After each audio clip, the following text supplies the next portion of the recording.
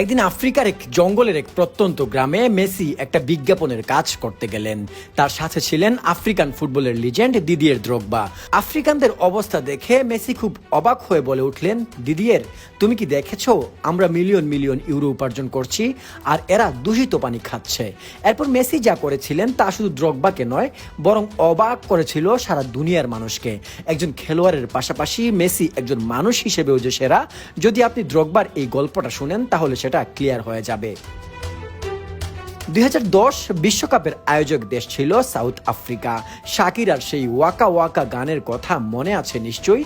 সেই সময়টাতেই তখন আফ্রিকাতে বেশ কিছু প্রচারণামূলক কাজ চলছিল, প্রতিটা বিশ্বকাপের আগেই যা চলে আর কি। দ্রোগবা নিজেই বলেন, 2010 বিশ্বকাপের আগে আমি, মেসি আর আরও কয়েকজন প্লেয়ার একটি পানীয় কোম্পানির বিজ্ঞাপনের কাজ করছিলাম। তখন মেসি আফ্রিকার জঙ্গলের এক প্রত্যন্ত গ্রামে কিছু মানুষের সঙ্গে দেখা করলেন, তাদের সঙ্গে ফুটবল খেললেন।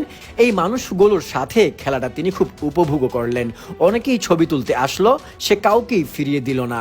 কিন্তু সবকিছু শেষে সে খুব সিরিয়াস ভঙ্গিতে আমাকে বলল, দিদিয়ের, তুমি কি দেখেছো আমরা মিলিয়ন মিলিয়ন ইউরো উপার্জন করছি আর এরা এখানে দূষিত পানি খাচ্ছে, ভালো পানি পর্যন্ত পাচ্ছে না। কিন্তু আমি অবাক হলাম এর পরের দিন।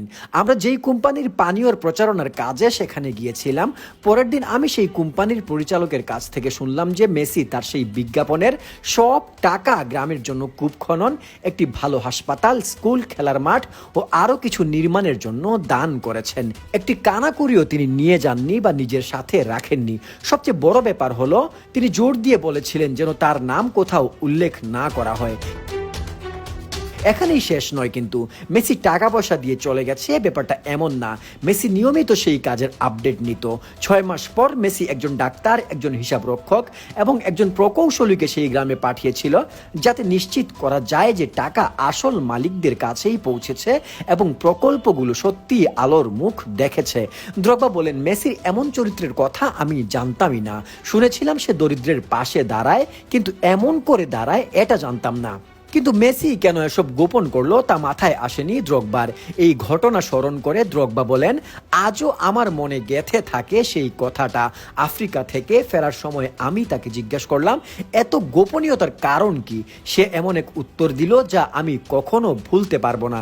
মেসি বলল, কারণ আফ্রিকার বিজ্ঞাপন নয়, সাহায্যের প্রয়োজন, আর সাহায্যের প্রমাণের প্রয়োজন হয় না।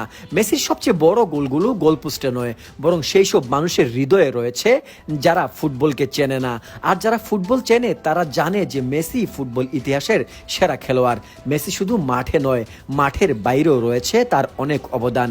একজন ফুটবলারের বাইরে একজন ব্যক্তি হিসাবে মেসিকে আপনাদের কেমন লাগে?